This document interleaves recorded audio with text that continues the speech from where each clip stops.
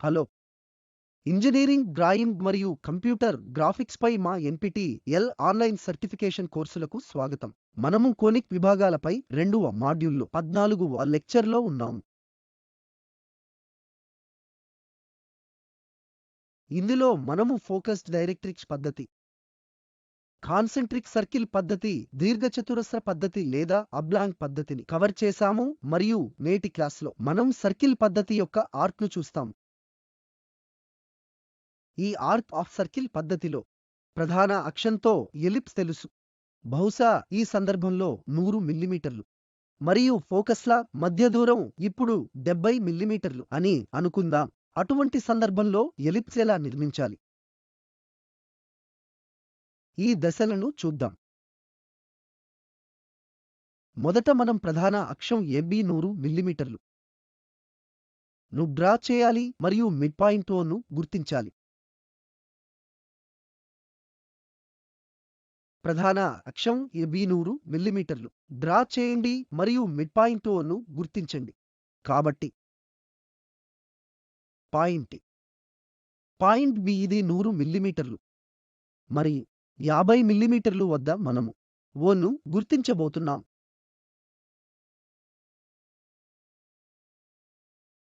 ఇది పూర్తయిన తర్వాత ఫోకస్లు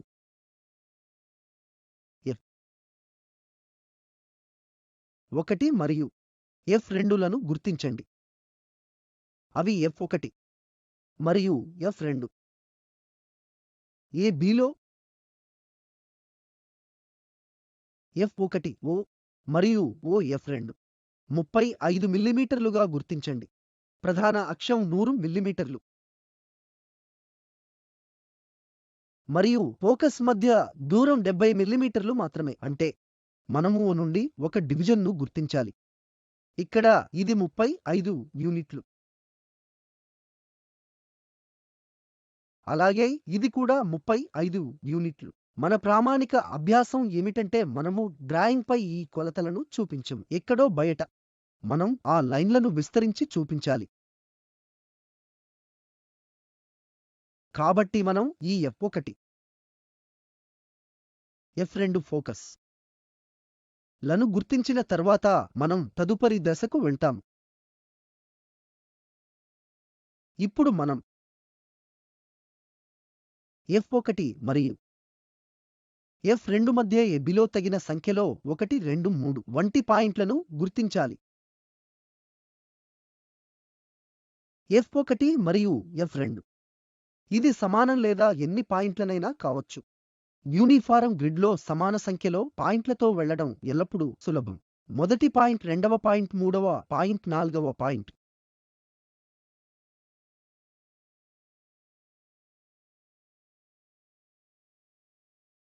అది అయిన తర్వాత F1 కేంద్రంగా ఉన్నప్పుడు A నుండి F1కు గల దూరాన్ని కొలిస్తే F1 నుండి ఆ దూరంతో F1కు ఒక ఆర్క్‌ను డ్రా చేయండి. అలాగే రెండు వైపులా చేయండి. కాబట్టి కేంద్రం F1 గా ఉండాలి కానీ దూరం A1 A నుండి 1 వరకు ఉంటుంది. దూరం AB కు ఇరువైపులా ఎగువ మరియు దిగువపై ఆర్క్‌ను చేస్తుంది. ఇప్పుడు ఇక్కడ నుండి ఫోకస్ F2తో మరియు వ్యాసార్థం B1. కాబట్టి B ఇక్కడ ఉంది. అది B1. కాబట్టి B నుండి 1 దూరం. కానీ కేంద్రం F2 ఈ దిశలో ఒక ఆర్క్‌ను చేస్తుంది. అదేవిధంగా ఆ వైపు కూడా దీనిని చేయండి. మనము అది చేసిన తర్వాత మనకు ఈ పాయింట్ 1 మరియు P1' ఉంటాయి. ఇవి F1 మరియు ఇది F2 మరియు ఇది కూడా F2 మరియు ఇది F1. ఇప్పుడు మనం P2ను నిర్మించడానికి రెండవ పాయింట్‌కు వెళితే మనం చేయవలసినది ఏ నుండి 2 వరకు దూరం ఎంత ఉన్నా ఆ దూరాన్ని ఉపయోగించండి, కానీ కేంద్రం F1. రెండు వైపులా ఆర్క్ను డ్రా చేయండి. అదేవిధంగా B నుండి 2కు దూరం ఎంత ఉన్నా F2 కేంద్రంగా రెండు వైపులా ఆర్క్ ను చేయండి. ఇంటర్సెక్షన్ పాయింట్ ఏమైనప్పటికీ దానిని P2 లేదా P2' అని పిలుద్దాం. అవి A నుండి 1 దూరం ప్లస్ B నుండి 1 దూరం మనకు ఎల్లప్పుడూ ప్రధాన అక్షం 70 మిల్లీమీటర్లను ఇస్తుంది.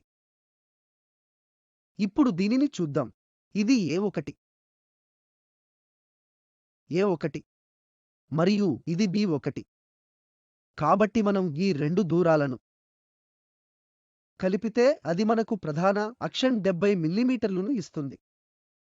అదేవిధంగా మనం A నుండి 2 వరకు దూరం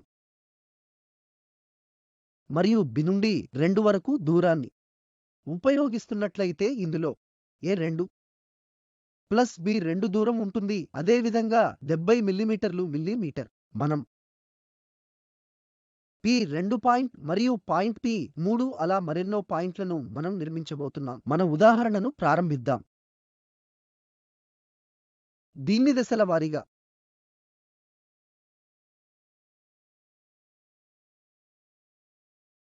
నిర్మిద్దాం. ప్రధాన అక్షం 3 మిల్లీమీటర్లు.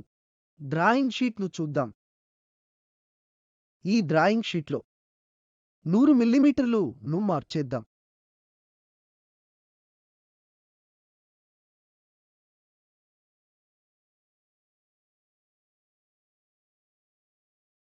A మరియు B అని పిలుద్దాం. అప్పుడు మనం కేంద్రాన్ని గుర్తించాలి. బైసెక్టర్స్ మనము ఉపయోగించవచ్చు.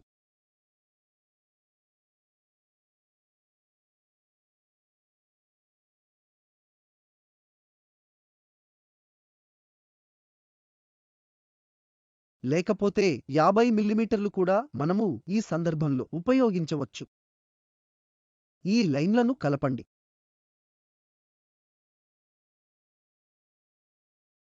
ఈ పాయింట్లను మనం కనెక్ట్ చేయాలి.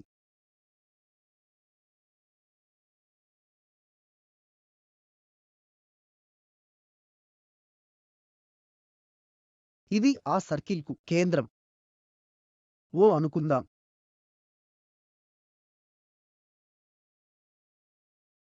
ఇప్పుడు మనం ఫోకస్లను గుర్తించాలి. ఇది రెండు వైపులా 35 మిల్లీమీటర్లు వద్ద ఉంది. 35 మిల్లీమీటర్లు స్కేల్ను గుర్తిద్దాం. ఇది కూడా ఫోకస్లలో మరొకటి 70 మిల్లీమీటర్లు వద్ద ఉంది. కాబట్టి ఈ పాయింట్లను F1 మరియు ఈ పాయింట్ F2 అని పిలుస్తారు. ఆ తరువాత మనము A నుండి 1 వరకు ఆర్బిట్రరీగా లేదా సమాన డివిజన్లుగా దూరం తీసుకోవాలి. సమాన విభజనలు మనం తీసుకోవచ్చు. సమాన విభాగాలను తీసుకుందాం. ఇది 35 మిల్లీమీటర్లు. మనము ప్రతి 7 పాయింట్ల తర్వాత మార్చేయాలనుకుంటున్నాం. కాబట్టి 35 7 ఇంటూ 5 35 కాబట్టి 6 7 14 21 28. అదేవిధంగా ఇక్కడ మనం చేయవచ్చు. 35 తరువాత 42 49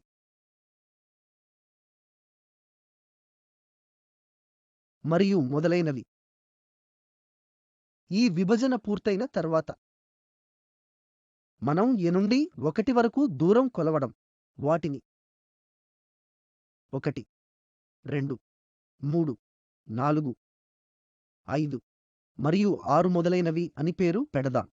A నుండి 1 దూరం ఏమైనప్పటికీ మీ కంపాస్ను ఉపయోగించి A1 ఉపయోగించండి. F1ను సెంటర్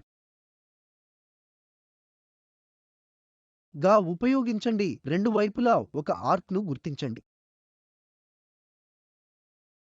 B నుండి 1 వరకు కూడా మనం దూరాన్ని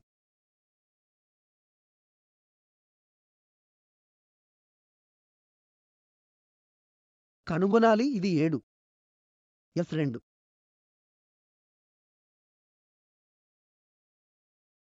ను ఫోకస్గా ఉపయోగించండి. ఆర్క్ ని డ్రా చేయండి. ఆ ఇంటర్సెక్షన్ పాయింట్ ను P1 P1 ప్రైమ్ అని పిలవండి. ఇప్పుడు A నుండి 2 ఆ పాయింట్ ఎంచుకోండి. ఇది A నుండి 2 రెండు వైపులా ఫోకస్ కేంద్రీకృతమై ఉంది. అప్పుడు B నుండి 2 మనకు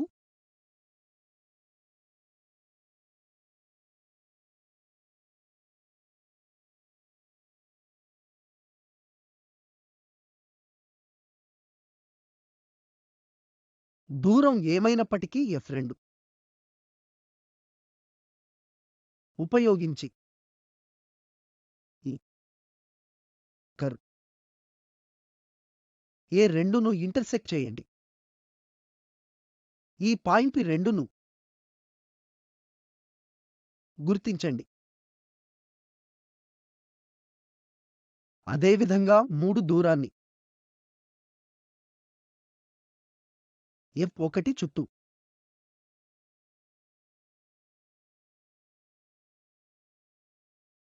B3 దూరం F2 చుట్టూ అది కేంద్రీకృతమై ఉంది.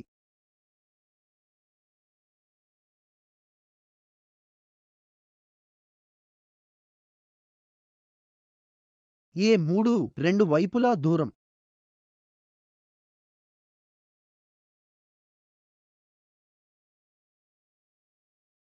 ఒకసారి మనం ఈ P3ని ఇక్కడ మరియు P3 అక్కడ నిర్మిస్తాము. ఇప్పుడు మనం ఫ్రెంచ్ వక్రాన్ని ఉపయోగించి సున్నితమైన వక్రాన్ని కలపగలము. అది బావుంటుంది. అదేవిధంగా P3 గుండా వెళ్ళే ఒక రేఖను మనం నిర్మించగలుగుతాం. ఆ విధంగా మనం ఆ వక్రాన్ని నిర్మించగలుగుతాము. ఇది B మరియు A పాయింట్ ద్వారా కూడా వెళుతుంది. కాబట్టి మనము ఎలిప్స్ ని నిర్మించే స్థానంలో ఉంటాము. ఇది ఆర్చ్ ఆఫ్ సర్కిల్ పద్ధతి ద్వారా చేయవచ్చు. ఈ సందర్భంలో మనకు ప్రధాన అక్షం అవసరం. ఇది నిర్మాణ లైన్లు అయితే మనం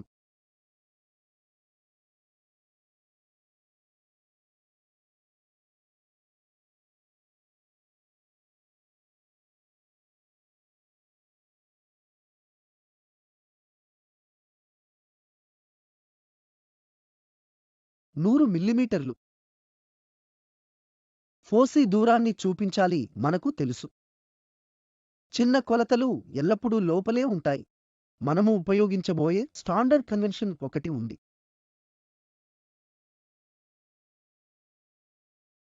నిర్మాణ విధానం చాలా తేలికగా ఉంటుంది. దానిని డార్క్ చేయడానికి బదులుగా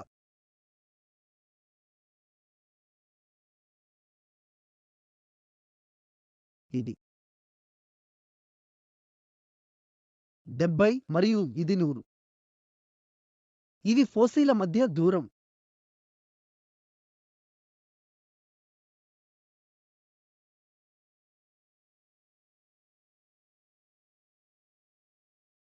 ఇప్పుడు మనం ఒక ప్రశ్న అడుగుతాము. టాంజెంట్ను మరియు ఎలిప్స్ కి నార్మల్ ని ఎలా గీయాలి? ఉదాహరణకు మనం వక్రం యొక్క భాగాన్ని ఎలిప్స్ గా నిర్మించాం. ఇప్పుడు మనం నార్మల్ లేదా టాంజెంట్ను నిర్మించాలనుకుంటున్న ఏదైనా పాయింట్ను ఎంచుకోండి. ఉదాహరణకు ఈ సందర్భంలో మనము పాయింట్ R వద్ద నిర్మించాలనుకుంటున్నాం. ఇది మనము కలిపిన దీర్ఘవృత్తాకారం మరియు దానికి నార్మల్ని నిర్మించడమే మన ఉద్దేశ్యం. అందుకు మనం ఏమి చేయాలి? మీరు నార్మల్ లేదా టాంజెంట్ను ఎక్కడ డ్రా చేయాలనుకుంటున్నారో నిర్ణయించిన తరువాత ఆ పాయింట్ Rను ఫోకస్ F1తో కనెక్ట్ చేయండి. అదేవిధంగా ఈ Rను ఫోకస్ F2తో కలపండి. ఇప్పుడు మనకు ఒక కోణం ఉంది. మనకు ఈ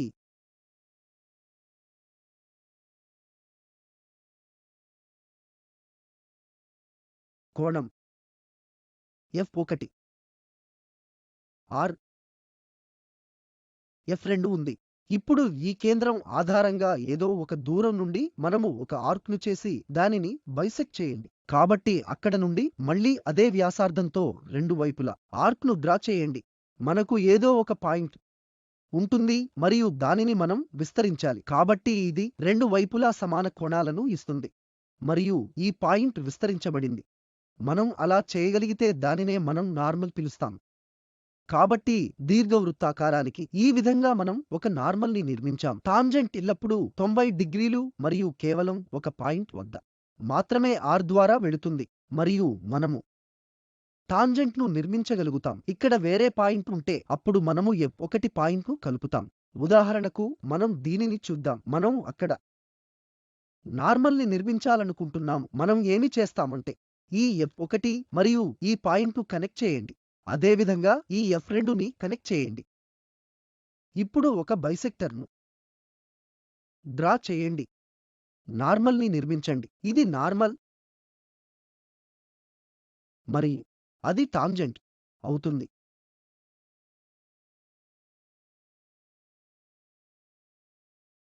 ఇక్కడ నార్మల్ని నిర్మించాలనుకుంటే ఏమి చేయాలి? దాని గురించి ఆలోచించండి. ఖచ్చితంగా ప్రధాన అక్షం లేదా చిన్న అక్షం మీద మీరు నార్మల్ నిర్మాణం చేయాలనుకుంటున్నారా? అది సరిగ్గా ఇదేనా లేదా నేను F1 F2 నుండి లైన్లను కలిపి దానిని బైసెక్ట్ చేయాలా?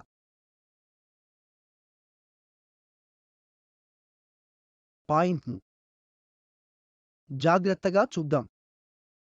ఆ పాయింట్ నేరుగా ప్రధాన అక్షంపైనే ఉంటే దానిని నార్మల్ పద్ధతిలో ఆ వక్రరేఖ పై ఉన్న ఏదైనా పాయింట్ను రెండు ఫోసిస్తో కలుపండి. నేను పాయింట్ B ను F1తో కనెక్ట్ చేయబోతున్నట్లయితే ఇది లైన్ అవుతుంది. అదేవిధంగా ఈ పాయింట్ను మనము F2తో కనెక్ట్ చేయబోతున్నాము అంటే ఈ పాయింట్ కోసం మళ్ళీ కనెక్ట్ చేయండి. ఇప్పటికీ రెండు ఆ 0 డిగ్రీలు లేదా 180 డిగ్రీల వంటి సమాన విభజనను చేస్తున్నాయి. ఇవి ఒకే రేఖను కలిగి ఉంటాయి. కాబట్టి ఇది ఈ పాయింట్ వద్ద ఆ వృత్తానికి సాధారణాన్ని చేస్తుంది మరియు టాంజెంట్ దానికి లంబంగా ఉంటుంది. ఇక్కడ కూడా ఇదే జరుగుతుంది. నార్మల్ ఆ దిశలో, టాంజెంట్ ఆ దిశలో ఉంటుంది. మనం సి పాయింట్ను నార్మల్గా ఎంచుకుంటే అది ఆ దిశలో ఉంటుంది. టాంజెంట్ మరొక దిశలో ఉంటుంది. ఈ 4 పాయింట్లు ABCD తప్ప మిగిలిన పాయింట్ల వద్ద మీరు ఆ దిశలో వెళుతున్నప్పుడు నార్మల్ కోణం 0 కోణం నుండి 90 డిగ్రీల వరకు ఇది పెరుగుతుంది. షీట్లో ఈ నార్మల్ మరి టాంజెంట్ను నిర్మిద్దాం. డ్రాయింగ్ షీట్ లో మనకు ఇక్కడ వక్రరేఖలో ఒక భాగం ఉంది. ఇప్పుడు ఇక్కడ ఏదో ఒక పాయింట్ ను గుర్తించండి. ఇక్కడ డ్రాయింగ్ షీట్లో నేను ఈ పాయింట్ వద్ద నార్మల్ నిర్మించాలని అనుకుందాం. ఇప్పుడు విధానం ఏమిటంటే ఈ F1 ను ఆ పాయింట్తో కలపండి. ఇది ఒక నిర్మాణ లైన్. అదేవిధంగా ఈ F2ను ఆ నిర్దిష్ట పాయింట్తో కలపండి.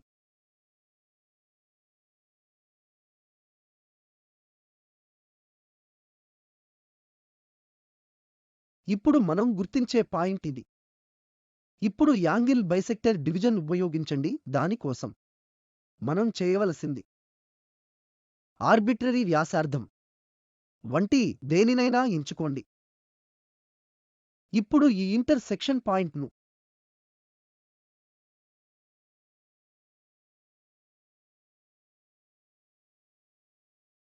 అదే వ్యాసార్థంతో ఇంటర్సెక్ట్ చేస్తుంది.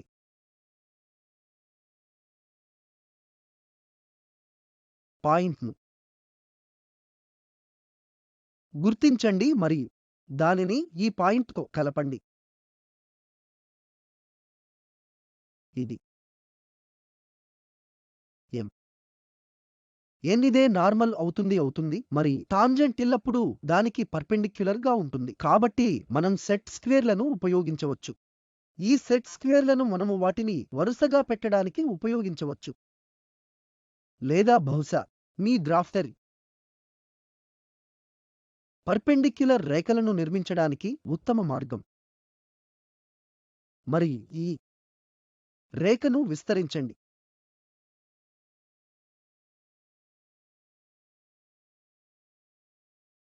కాబట్టి మనకు ఈ tangent ST arc of circle method ఉంది మరియు టాంజెంట్ మరియు నార్మల్ రెండింటినీ ఎలా నిర్మించాలో మనము నేర్చుకున్నాం.